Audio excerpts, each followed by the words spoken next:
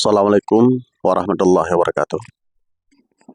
Jadi teman-teman, jumpa lagi di channel Studio Dakwah, di mana ini ada sebuah video yang coba kita reaction teman-teman. Kita lihat sama-sama dalam sebuah kunjungan relawan mengantarkan bantuan ke Aceh dalam rangka menangani korban banjir pasca bencana banjir yang terjadi di Aceh sekitar 1 bulan lalu.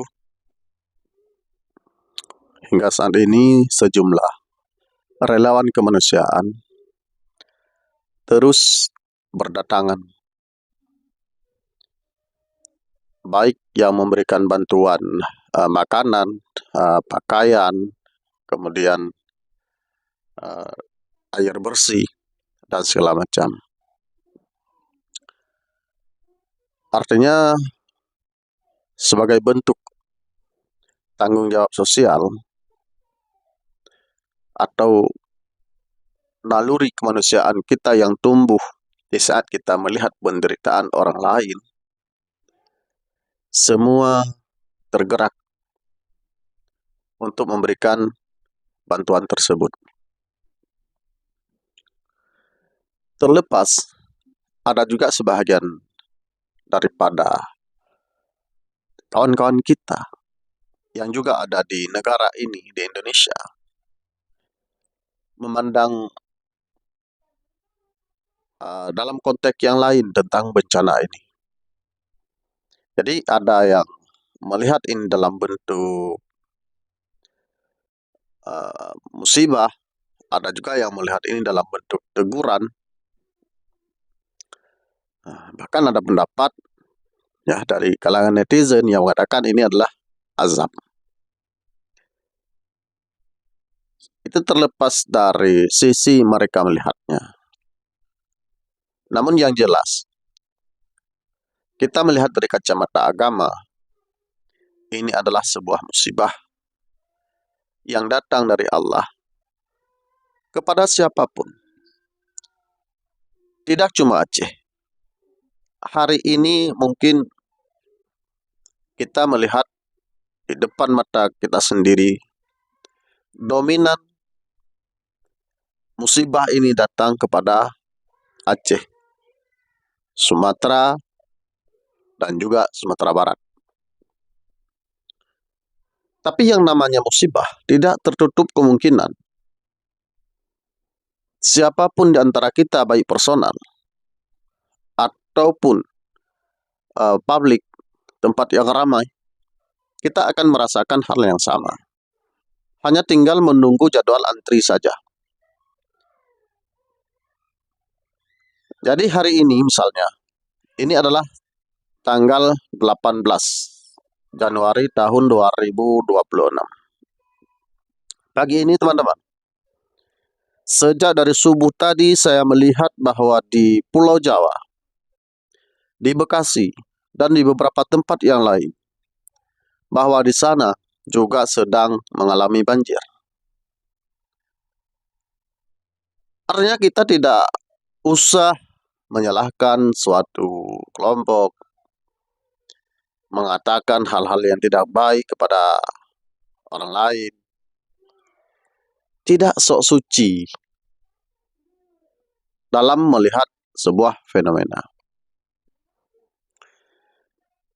Maka dalam konteks yang lain, ini adalah cobaan bagi pemimpin yang ada di Indonesia.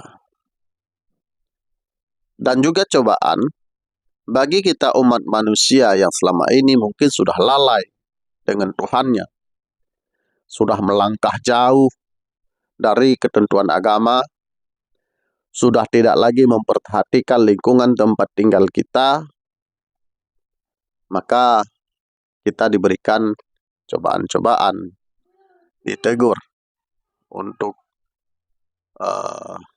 mengembalikan hubungan antara kita dan juga Sang Pencipta.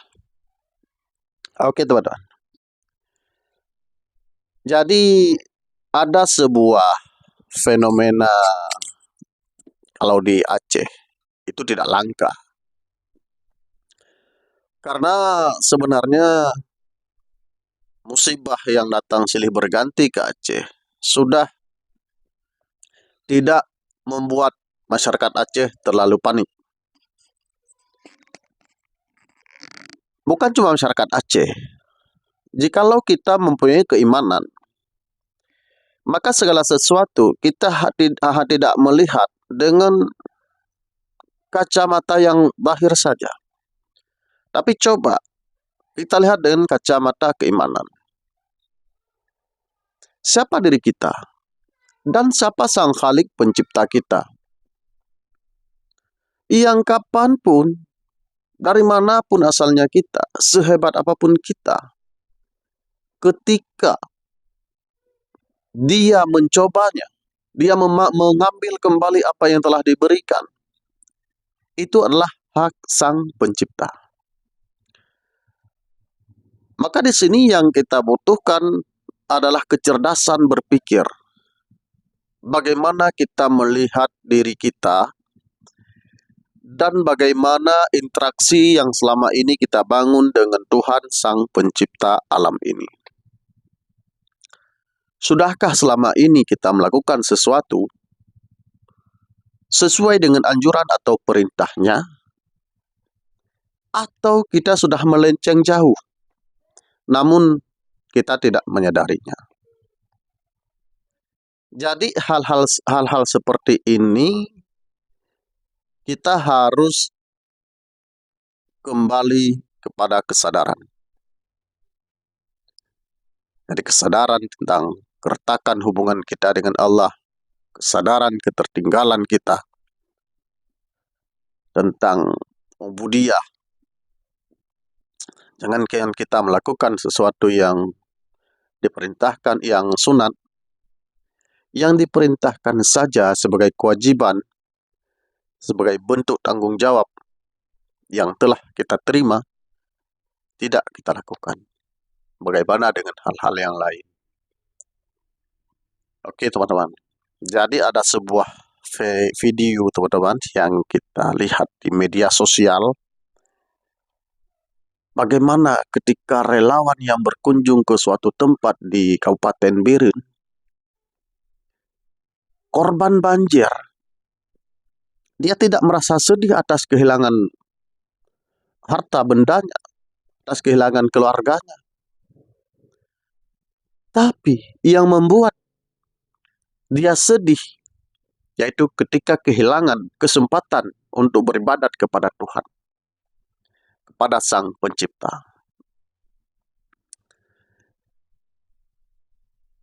Begitu relawan datang, ya, mewawancarai si nenek ini,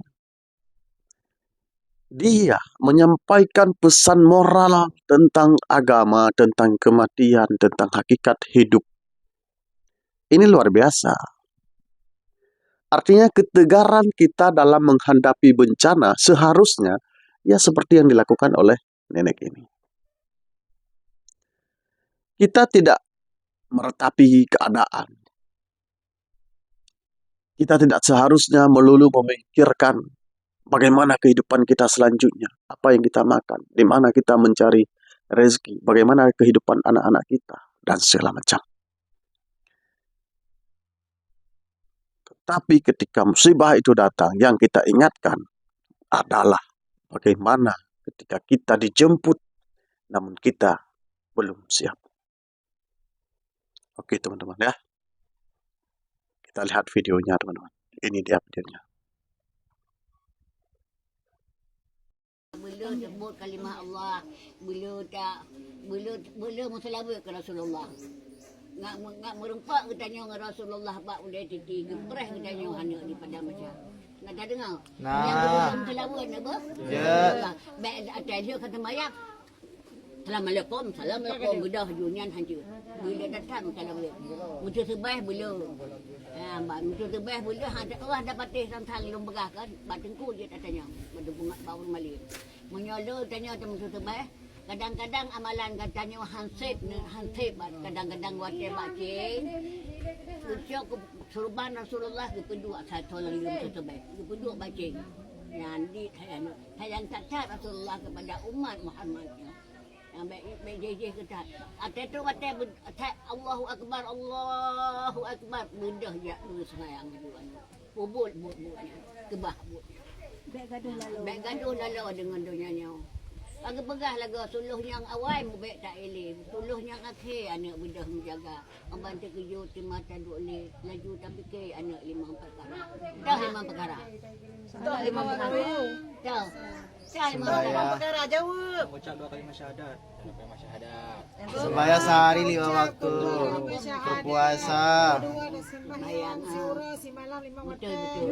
Mana kini? Puasa. Bayar zakat haji.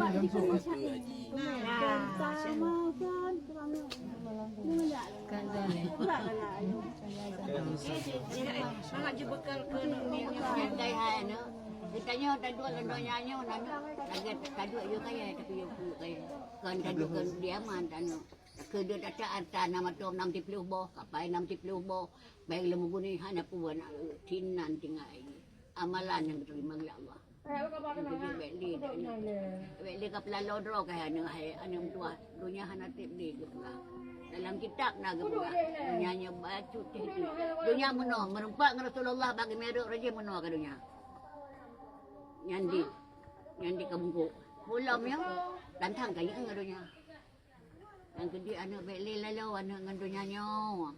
Lalu kan nak dengar. Nak dengarnya. Yang ke ada tajak barang kau ibadat betul. Tajak dia hon tajak tapi tajak jalan yang kebajikan.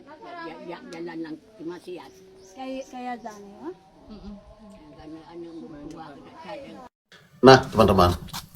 Jadi video itu disampaikan di dalam bahasa Aceh. Jadi karena kebanyakan orang-orang tua di Aceh itu sangat sulit untuk berbahasa Indonesia.